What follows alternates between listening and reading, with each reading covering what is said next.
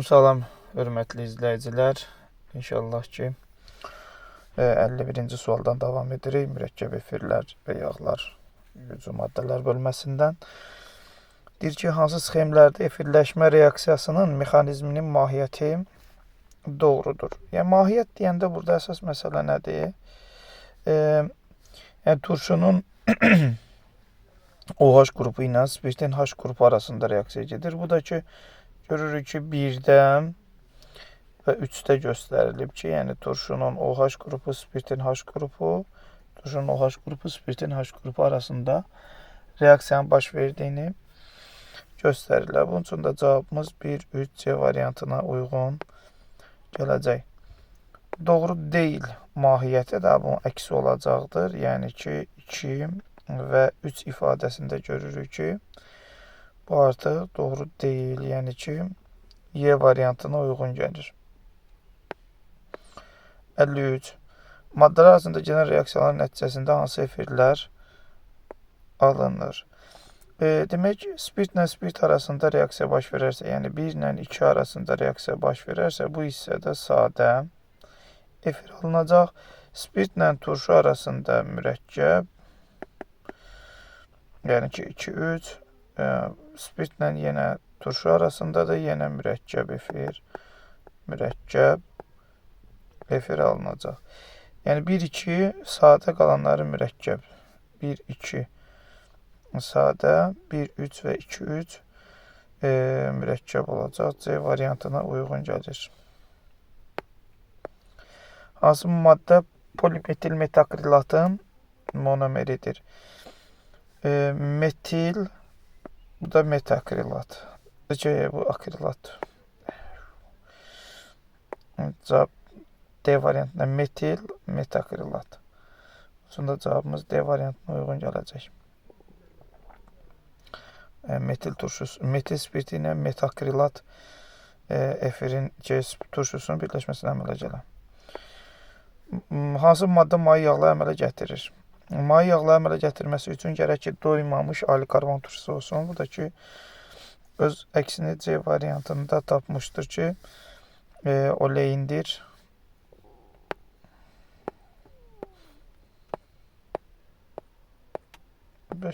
56. Hansı efirin hidrolizini alınan turşu mis hidroksid, mis piroksidə qədər reduksiya edir? Mis piroksidə qədər reduksiya etməsi üçün gərək ki, tərkibində aldehid qrupu olsun ki, bu da turşulardan bir dənəsi formiyyət turşusuydu. O da bu hissədə əksini tapır A variantı. Formiyyət turşusu tərkibində həm aldehid qrupu var. Yəni ki, formiyyət turşusunun formulunu yazsaq, HCO OH-dır. Bu hissəyə baxsaq belə aldehid qrupudur və miski hidroksidi mis piroksidə qədər reduksiya edə bilir. Propion turşusunun propil efirinin natrium hidroksidlə reaksiyasında nəticə etibarı ilə propion turşusunun propil efiridirsə, burada propil spirti alınmalıdır. Bir də natrium propion turşusu, duzu. A variantı olmadı. Çünki spirtin tərkibinə natrium yazıblar. Bu oldu. Demək, propil cavab B variantıdır hələ.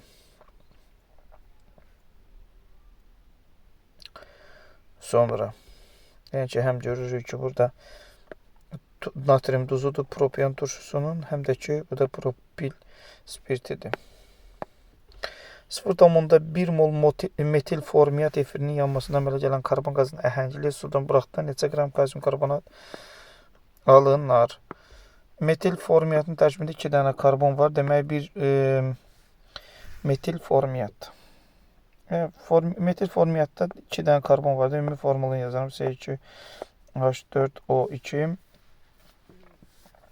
Burada görə 2 dənə karbon var. 2 dənə karbon varsa, avtomatik 2 dənə karbon qazı alınacaq 1 molundan. İndi 0,1 molundan nə qədər karbon qazı alınır?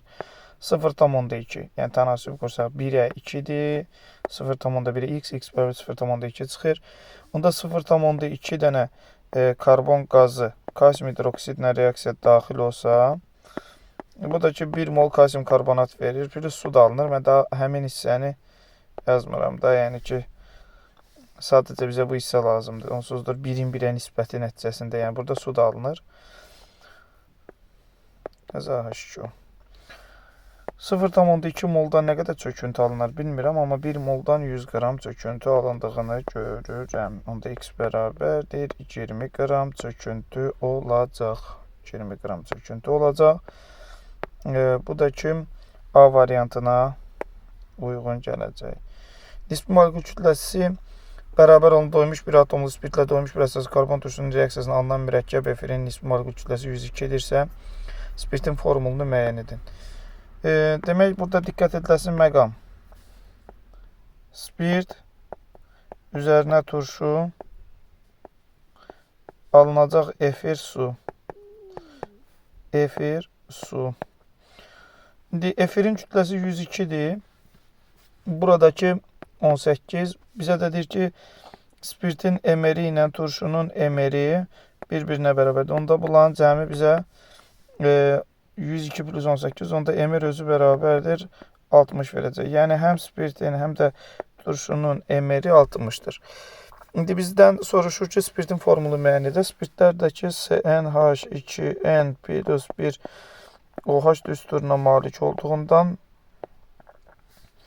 14n plus 18 verir bizə. Sonra buradakı 60'a bərabərdir. N də bərabərdir 3 çıxır. Demək, spirtimiz C3H7 OH-dır. C3H7 OH B variantına uyğun gələcək 59-da. 60. Hansı reaksiyadan bərk sabun alınır? Bərk sabun natrium, ali karbon turşuların natrium duzlarıdır. Ki, bu da demək, baxaq görək, C variantında öz əksini tapar natrium karbonatlı reaksiyası zamanı. C17H35 CO natrium plus belə. Hansı reaksiyadan maye sabun alınır? Kalium duzu olmalıdır. Bu da D variantında öz əksini tapacaq. Ali karbon turşulan kalium duzları. Nə üçün natrium stearat azot suda pis köpüklənir? Çünki kalsium duzları və ya maqnezium duzları çöküntü verir. Həll olmayan duzlar əmələ gətirir. Y variantına diqqət eləsək. Etil formiyat üçün hansı ifadə doğrudur? Etil formiyat, yəni ki, formiyat turşusunun etil efiri hidroliz uğrayır, bəli. Mürəkkəb efirdir, bəli. Molekulunda 6 hidrogen atomu var, bir dənə hidrogen burada, 5 dənə orada, bəli. C-də doğrudur. Natrium oxidlərinə reaksiya daxil olur. Əlbəttə, qələvi məhluluna reaksiya daxil olur. Duz və spirt əmələ gətirəcək. Yuxarı temperaturda qaynayır. Qaynaya bilməz. Çünki turşular efirlərdən aşağı temperaturda qaynamalıdır. Cavabımız Y variantına uyğun gələcək. Hidrogen rabitəsinin olmadığına görədir. Metil akrilat üçün hansı ifadə doğru deyil? Metil akrilat. Akril turşusunun, yəni CH2, CH, COO, metil. Bu oldu metil akrilat. Ondan sonra hidrogenləşir, hidrogenləşə bilər, pi rabitəsi var. Polimerləşir, pi rabitəsi var. Natrium OH məhlulu ilə duz əmələ gətirir. Burada natrium olmalıydı. C variantı doğru deyil, C variantıdır. Mürəkkəb efirdir, hidrolizə uğrayır. Bəli, mürəkkəb efirdir, hidrolizə də uğrayacaq. Yağlar üçün hansı ifadə doğrudur? Yağlar demək, gliserinin ali karbon turşuları ilə əmələ gətirdiyi mürəkkəb efirdir. Yəni CH2, CH, CH2, O, C, O, R, C, O, R1 və yaxud da C, O, R2 də ola bilər, eyni də ola bilər, biz üçün fərq eləmir. Demək, gliserinin ali karbon turşuları ilə mürəkkəb efirlərdir. A doğrudur istəyirdi. Hidroliz uğramır, yalnız doymamış ali karbon turşulardan əmələ gəlir. Yalan danışır.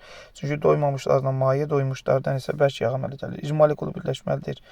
Bu da yalandır, çünki iri molekullu polimerləşməlidir. Etilen glikolun yox, gliserinin mürəkkəb efiridir. Onun üçün də cavabımız elə A variantına uyğun gəlir. Efirini almaq üçün hansı maddələrdən götürmək lazımdır? Burada diqqət ediləsi məsələ bu hissə turşuya aiddir. Yəni ki, propion turşusu ilə propil spirtini götürmək lazımdır. Propion turşusu ilə propil spirti, yəni olacaq C2H5COH, C3H7OH Y variantına uyğun gələr. Demək, 67. Efirini almaq üçün hansı maddə götürmək lazımdır? Yenə turşu qrupu bu hissədə. Yəni əsas məsələ nədir? 2 qat rabitədən sonrakı bu hissə ki var, yəni dairələdiyim, həmin hissə turşuya aiddir. Ondan digəri isə spirtə aiddir. Yəni bu hissə spirtə aiddir. Yəni buradakı hissəyə, yəni ki, ikili butil radikalına OH qrupu birləşməlidir. Digərinə də spirt. Nəticə etibarına bizim turşu formiyyət turşusu ilə ikili butil spirti əldə etməliyik. Formiyyət turşusuna ikili butil. Formiyyət turşusuna ikili butil. Bu da ki D variantında öz əksini tapıb. Gördüyümüz kimi formiyyət. Bu da ikili butil radikalının spirti. Doymuş mürəkkəb efir molekulunun cəmi neçə sigma və pi rabitə olar? Demək, 6 hidrogen atomu doymuş mürəkkəb efir deyirsəm, C2, C3 daha doğrusu H6O2'dir. İndi bunun 6 hidrogen atomu olan doymuş mürəkkəb efir molekulunda cəmi neçə sigma və pi rabitə olar? Mütləq şəkildə bir dənə pi rabitə var. Çünki istənilən halda bir dənə turşu qrupu, qalanları da ki, demək, bu şəkildə indi gedəcək. İndi deyək ki, C3-dürsə, istəyirik ki, C3 eləyək bunu. Bu tərəfə bir dənə CH3, bir dənə də bu tərəfə CH3 atacam. Düzələcək, yəni bu şəkildə. Görürəm ki, burada neçə dənə sigma rabitə var? 3, bu da 1, 4, 5, 6, 7, bu da 3, 10. 10 dənə sigma rabitə var. Mütləq şəkildə də doymuş birləşmə olduğuna görə bir pi rabitə olacaqdır. Pi rabitə bir dənə. 11 D variantına uyğun gələr. Növbəti 69. Hidrogen atomu olan doymuş mürəkkəb efir 10 dənə deyirsə, avtomatik bu olacaq. Yəni mürəkkəb efirlərin ümumi formulu NH2NO2-dir deyə, yəni bu 2N bərabərdir 10-a, N bərabərdir 5 çıxır. Yəni oradan gəlir. Formulumuz olacaq C5H10O2. Mürəkkəb efir qrupudursa, burada mütləq şəkildə bir dənə oksigen, belə, yəni yenə bir pi rabitəsi var. 2 pi rabitəsi olanları atarıq. 10 hidrogen atomu varsa daha 3 dənə sigma rabitəsi olmaz. Yəqin 16 dənə avtomatik Y çıxır burada. Amma yenə də birləşməni tapmaq istəsək, 5 dənə karbonumuz var. İstənilən tərəfə, yəni istəyərik bura C2H5 yazarıq, yəni CH2, CH3.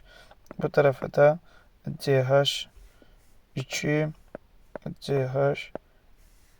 Nəticə etibarına 5 dənə olur. Hər bir halda saysaq, yəni 10 çıxacaq. 3, 2, 16, üzr istəyirəm. 3, 2, bu da 2, bu da 3. Ümumilikdə hidrogenlərin əmələ gətirdiyi sigma rabitələrin sayı 10 dənədir. 11, 12, 13, 14, 15 və 16 olacaq. Yəni istənilən halda bu 16 çıxacaq. Onun üçün də cavabımız Y variantına uyğun gəlir.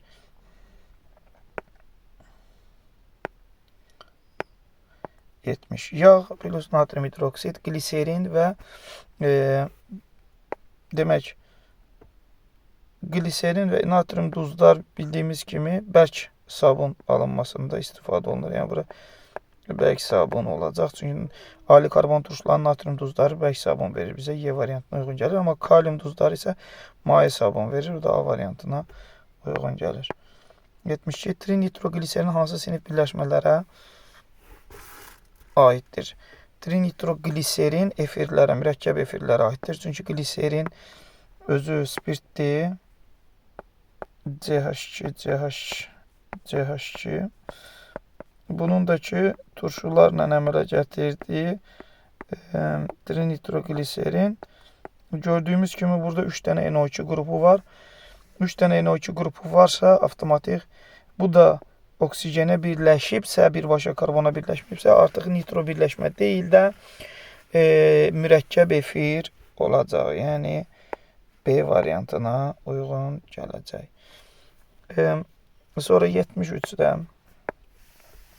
C2H5OH ilə CH3COH-ın əmələ gəlməsinə mürəkkəb efir əmələ gəlib. Burada heç yazmağa ehtiyac yoxdur formulu, sadədir, yəni deyim sizə.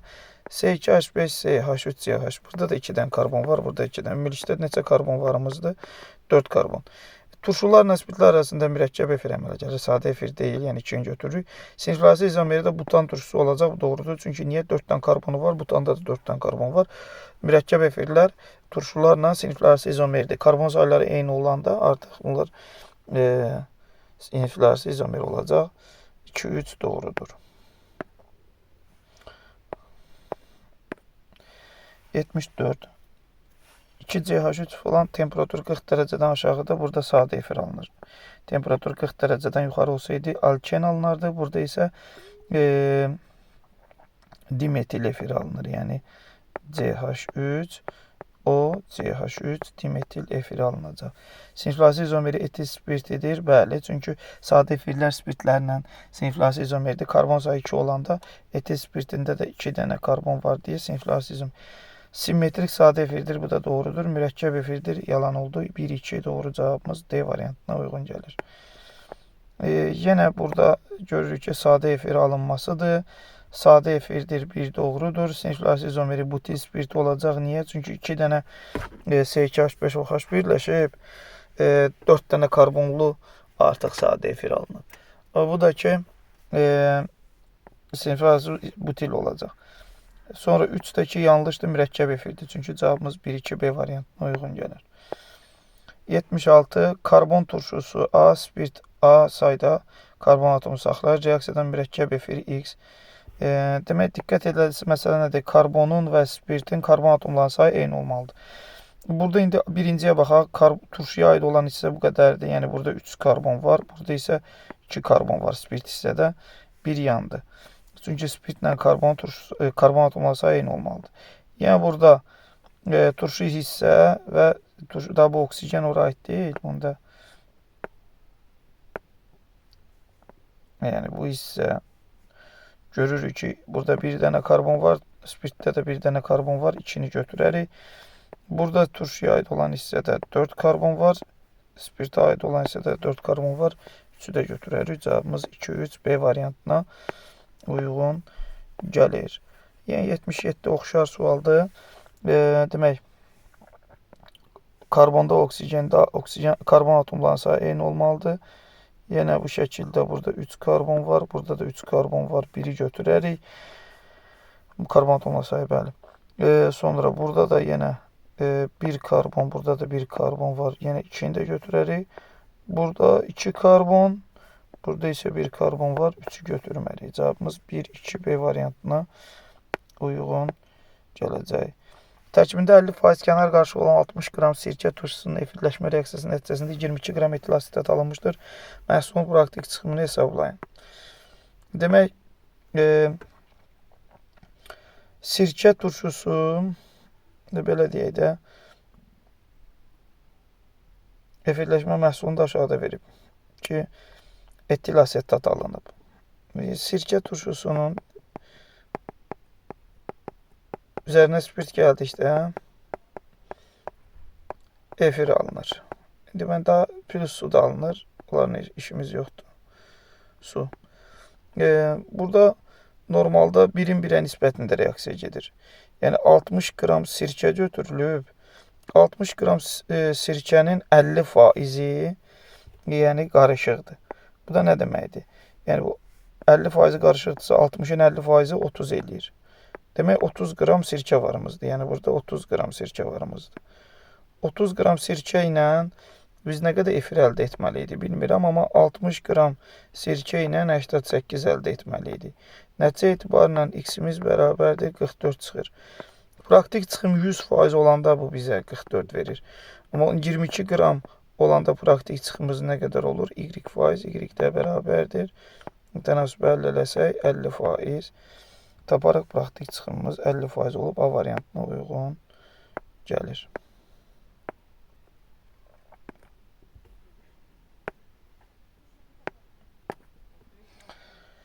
Sonra 29,6 qram mürəkkəbin hidrolizini 18,4 qram etil spirti almışdır. Efiri əmələ gətirən doymuş turşu müəyyən edin.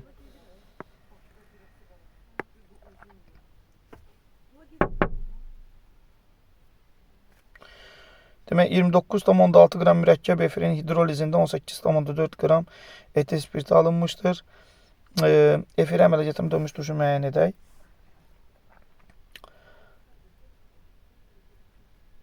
C2H5OH üzərinə gəlirik turşu. Alınır efir plus su. İndi bizə nə deyir? Bundan 18,4 qram götürmüşük. Nə qədər efir əmələ gəlib? 29,6 qram efir əmələ gəlib. Onda etil spirtindən gərək ki biz yəni emerini hesablasaq 46 qram götürəndə nə qədər efir 29,6 ilə nə qədər efir əmələ gələr x. Onda x deyəndə ki efirlərin ümumi formulu da ki demək CnH2NO2-dir. Bu da ki 14N plus 32 verir. Yəni elə biz x-in yerinə 14N plus 32 yazıb N-i taparıq. Sonra buradakı 2-ni çıxıb karbon sayını taparıq onu. Onun üçün də biz burada hesablama aparsaq 46 ilə 18,4 ixtisar gedir. Burada qalır 0,4. Bundan da bu 29,6 296 bölünsün 4'ə. Onda bizə 14N plus 32 verəcək 74. 74. Onda 74'dən 32 çıxanda 42N bərabərdir 3 verir. Demək bizim efirimizin tərkibində 3 dənə karbon varmış. Bu 3 dənə ikisi buradadırsa, onda bir dənəsi də turşunun tərkibindədir. Və bir dənəsi də turşunun tərkibindədirsə, bu da bizə metan turşusu verir. D variantına uyğun gəlir.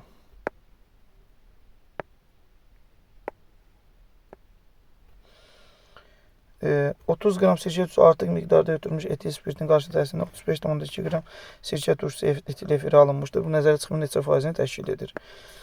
Hər bir halda bayaqki kimi hesablasaq, yəni sirkə,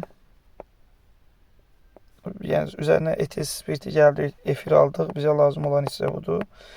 Yəni 30 qramdan normalda nə qədər efir almalıyıq, bilmirəm, amma 60-dan isə 88 alındığı, yəni burada verilib. Onda x-imiz bərabərdir 44 qram çıxacaq. 44 qramımız 100% praktik çıxımdır.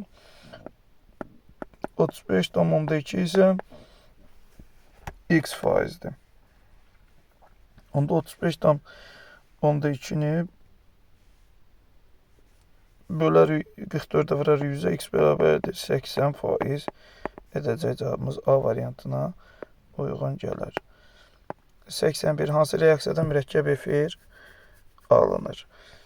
Sellulozanın tərkibində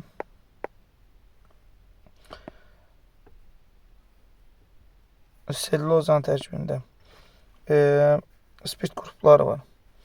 Spirt qrupları varsa nitrat turşusu ilə nitroselluloza, nitroselluloza əmələ gətirə bilər.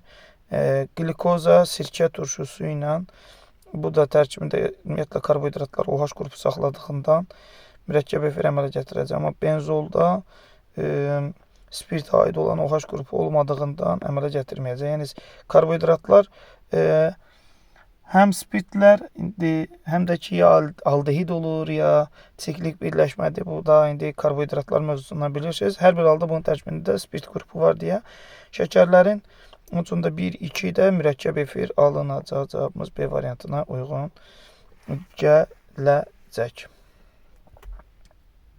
Bu belə.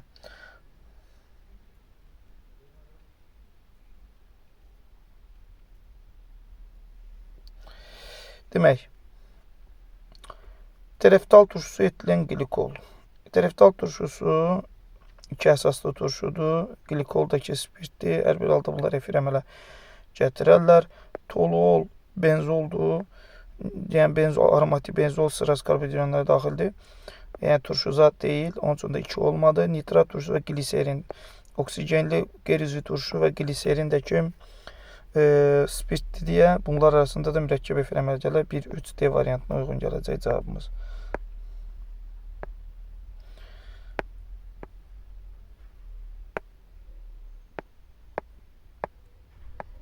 Evet, 83. Qarışqa turşusu ilə 3 metil butanol birdən əmələ gələn mürəkkəb efirin formulunu göstərin. Yəni ki, turşu hissəsi qarışqa turşusu olmalıdır. Qarışqa turşusu 3 metil butanol 1. Butanol 3 metil butanol 1 də ki, bu olmalıdır. Belə deyək. CH3 CH2OH daha doğrusu. Sonra izobutildə yəni ki, CH3 CH2 butanol deyirəm. Onda ora CH2 belə bir də yazam. Qarışıqlıq olmasın. Demək, turşumuz olmalıdır HCOOH, spirtimiz olmalıdır 3 metil butanol 1, 2, 3, 4 dənə karbonumuz var. Birinci karbon atomunda OH qrupu, üçüncü karbon atomunda da metil qrupu olacaq. Nəticə etibarına CH2, CH3 formulu olacaq. İndi spirt hissəmiz gərək ki, bu oksigenlə bir yerdə götürəcək bu olsun. Turşu qrupu hissəmizdəki formet turşusu olsun. İndi baxaq görək. A variantında turşu qrupu hissəsinə baxsan, yəni karbon sayı 1-dən çoxdur. B variantında baxsan, elə cavab B variantı demək OH qrupu bura birləşdirsə 1, 2 olur. İkinci karbon atomunda metil olduğundan alınmadı. Burada görürük ki, OH özü ikinci karbon atomuna birləşib. Onun üçün də C variantı da olmadı. D variantında yenə turşundakı karbon atomlarının sayı çoxdur. Y variantda indi olacaqdır. Çünki OH qrupu bura 1-dir, 2, 3-cü karbon atomunda metil radikal var. Yəni 3 metil butanol 1 olacaq bu. Y variantına uyğun gəlir. Belə hörmətli izləyicilər, inşallah ki, qalanındakı gələn videomuzda davam çəkəcək. İzlədiyiniz üçün təşəkkür edirəm. Allah'a əmanət olun.